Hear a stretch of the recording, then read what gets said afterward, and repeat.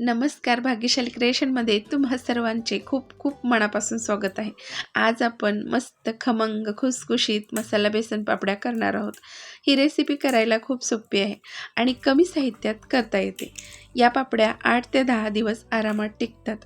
तुम्ही हे प्रवासासाठी पण घेऊन जाऊ शकताय किंवा आता नुकतीच मकर संक्रांती झाली आहे तेव्हा महिला घरोघरी हळदी कुंकवाचा कार्यक्रम करतात, तेव्हा पण तुम्ही नाश्ता म्हणून देऊ शकताय। चला मग ही कशी करायची बघूया। तर इथे घेतलेलं आहे 2 वाटी बेसन चाळून घेतले, त्यामध्ये लाल तिखट आवडीनुसार, अर्धा चमचा हळदी पावडर, 1 चमचा जिरा पावडर, हिंग, चवीपुरते मीठ। इथे ओवा घेतलाय थोडासा, चुळून टाकायचं त्यामध्ये।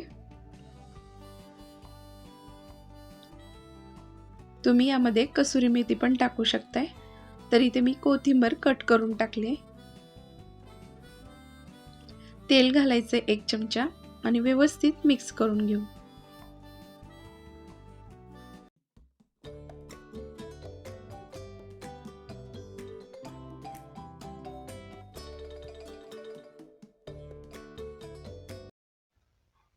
आता छान असं मिक्स झालेलं आहे। थोडं थोडं पाणी घालून याला घट्टसर मळून घ्यायचं आहे।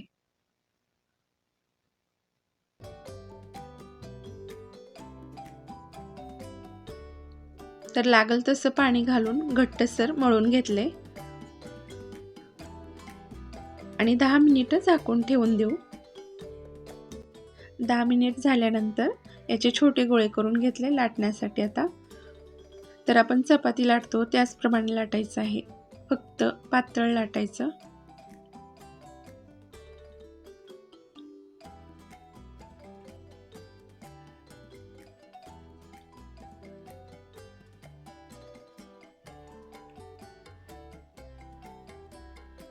इथे लाटून झाले, एकसारखा आकार येण्यासाठी एका वाटीनं कट करून घेऊ।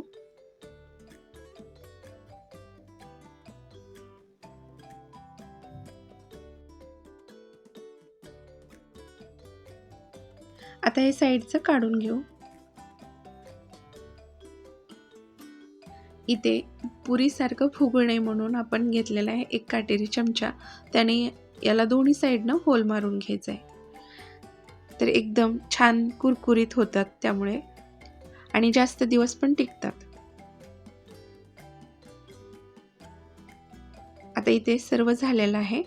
तळण्यासाठी इकडे गॅसवरती कढई ठेवली आहे, त्यामध्ये तेल गरम झाले। मध्यम आचेवर हे दोन्ही साईडनं तळून घ्यायचं आहे।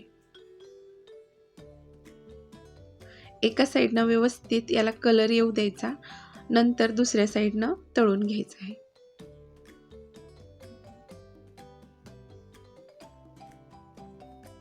आता इथे काढून घेत आहे आणि अशाच पद्धतीत सर्व पापड्या तळून झालेत। एकदम कुरकुरीत अशी ही पापडी झाली आहे, तुम्ही पाहू शकताय। तर तुम्हाला अजिबातच वेळ नसेल तर आदल्या दिवशी तुम्ही हे करून ठेवू शकताय आणि तुम्हाला जेव्हा पाहिजे तेव्हा ही पापडी खाऊ शकताय। तर ही खायची कशी, नुसती सुद्धा खूप छान लागते, किंवा तुम्हाला आवडत असेल तर सॉस सोबत खाऊ शकताय। तर अशाच पद्धतीत तुम्ही सुद्धा नक्की करून बघा। आजची ही रेसिपी तुम्हाला आवडली असेल तर व्हिडिओला लाईक करा, शेअर करा आणि चॅनलला सबस्क्राईब करा। पुन्हा भेटूया अशाच नवीन व्हिडिओमध्ये। पूर्ण व्हिडिओ पाहिल्याबद्दल खूप खूप धन्यवाद।